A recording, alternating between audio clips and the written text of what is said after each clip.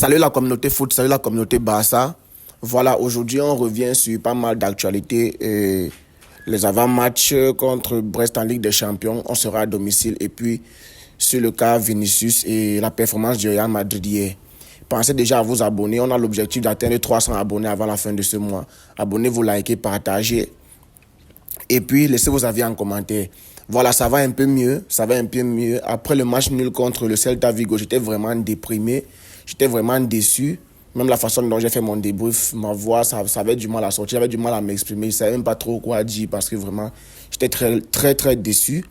Donc hier, je n'avais pas envie de faire de débrief du match du Real Madrid parce que je n'avais pas envie, quoi. Je n'avais toujours pas... La pilule n'était pas toujours passée. Je n'avais pas trop fini d'avaler la pilule du match nul contre le Celta parce que pour moi, c'était comme une défaite. Donc hier, le Real Madrid a joué et ils ont gagné avec la manière.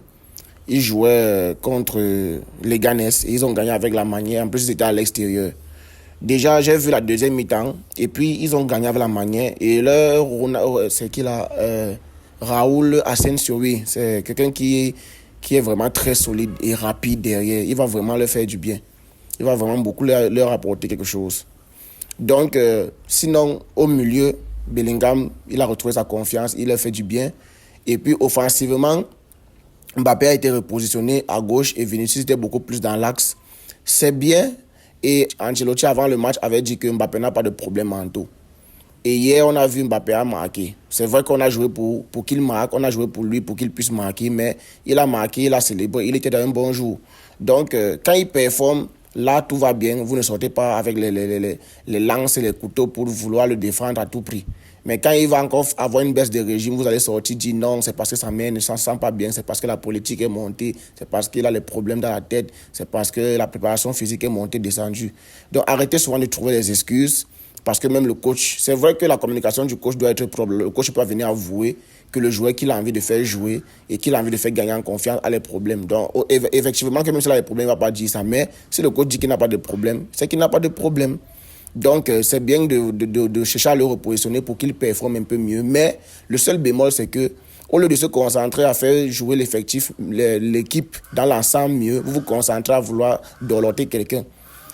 C'est bien de vouloir dorloter quelqu'un, mais si c'est que ça coûte, le prix à payer, c'est que ça peut casser l'équilibre de l'effectif. Parce que c'est mieux de se concentrer à faire jouer l'équipe que de vouloir mettre quelqu'un dans la bonne disposition. Parce que le revers sera catastrophique. Parce que déjà, vous voyez, la nouvelle est tombée que Vinicius s'est blessé 3 semaines. Je ne sais pas comment ils appellent ça, ou bien lésion de la cuisse, le muscle de la cuisse fémorale, un truc comme ça. C'est alors maintenant le moment pour Mbappé de porter le Real Madrid. Déjà contre Liverpool mercredi, je pense, oui, mercredi, il va falloir que Mbappé hausse son niveau. C'est maintenant donc qu'on veut voir Mbappé. Parce que ça sera lui le patron offensif. Ça sera lui le maître à jouer dans le secteur offensif. Ça sera lui l'attaquant phare, l'homme phare au devant. C'est celui que tous les ballons vont se jouer. C'est par lui que tout doit normalement passer. C'est lui qui doit faire les différences. C'est lui qui doit marquer. Il n'y aura plus Vinicius pour tirer sans main que viens, je te fais marquer. C'est maintenant lui qui devra faire marquer les autres et c'est lui qui devra porter l'équipe.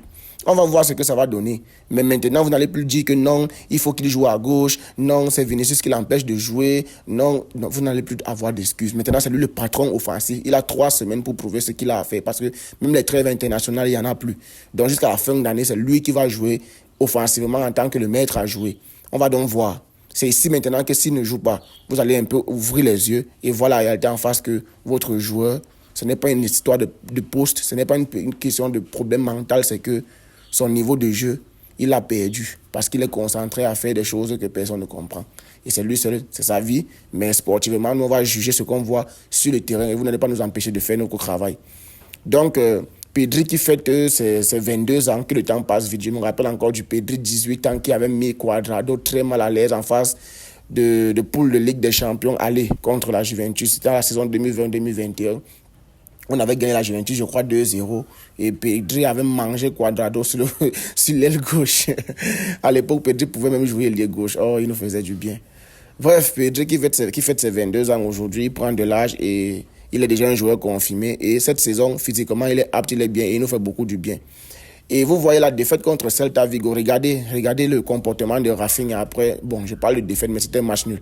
Regardez le comportement de Rafinha. C'est pour ça que je vous dis que c'est lui notre vrai capitaine. C'est lui notre vrai capitaine. Regardez comment il est déçu. Regardez comment il est attristé. Regardez-le. Ça montre à quel point il est touché. Il n'arrive pas à comprendre ce qui s'est passé.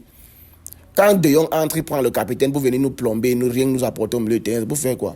Il faut qu'on revoie le classement des capitaines. Là. De Jong ne peut pas être capitaine devant Rafinha. De ce qu'on voit sur les prestations, de ce que chacun apporte sur le terrain. Rafinha mérite 1000 fois mieux le brassard de capitaine devant Frenkie de Jong. Voilà, donc ce n'est pas un sujet que je vais encore rouvrir aujourd'hui. Et puis il y a Inigo Martinez qui a fait sa conférence de presse pour affronter Brest demain en Ligue des Champions. Et il disait que il faut qu'on soit focus pendant les 90 minutes parce que dès lors qu'on lâche la pression, l'adversaire se met en confiance et l'adversaire commence à être dangereux. Et que Brest, c'est une équipe qui veut jouer la Ligue des Champions cette année et prouver qu'elle n'est pas juste venue faire les figurants. Donc, il va falloir les prendre très au sérieux. Et j'attends vraiment une réponse collective de la part de notre équipe. Je veux qu'on touche Brest même 4-0. Même 4-0. Parce que vraiment, déjà, on est déjà dans le top 8. Et il ne faut plus qu'on sorte de là. Et Brest est devant nous. Dans quel monde de Brest est devant le Real Madrid, le PSG, le Barcelone, le Bayern, Manchester City et consorts, et j'en passe. Donc vraiment, il va falloir vraiment qu'on remette les pendules à l'heure. On a déjà fait 2 faux pas en Liga. C'est 4 points de perdu. Qu'est-ce que je parle de 4 points de perdu? C'est 5 points de perdu. Une défaite et c'est 5 points de perdu déjà. Le Real Madrid est en train de nous rattraper. Certes, ils ont une avalanche de blessures, mais nous-mêmes, on n'est pas épargnés. Araujo a repris l'entraînement, Eric Garcia a repris l'entraînement, Ferran Torres aussi. Ils vont revenir, je crois, en décembre. Donc, si personne n'est épargné des blessures, mais le Real Madrid sont les blessures graves, les lésions musculaires et les ligaments croisés, vraiment prompt rétablissement à leurs joueurs. Donc, c'est sur ça que je voulais un peu revenir aujourd'hui. Nous sommes dans le top 8. Il n'y a qu'une seule chose à faire. Taper Brest. Parce que dans aucun monde, Brest peut nous battre. En plus que nous sommes à domicile. On a perdu à Monaco. On était à 10 contre 11. Oui, on a déjà perdu contre un club français. Ça va comme ça. Brest, cette saison, ils sont dangereux. J'ai vu la fin du match qu'ils ont joué contre Leverkusen. Et vraiment, j'ai apprécié. Ils jouent bien. Ce n'est pas un hasard s'ils sont où ils sont.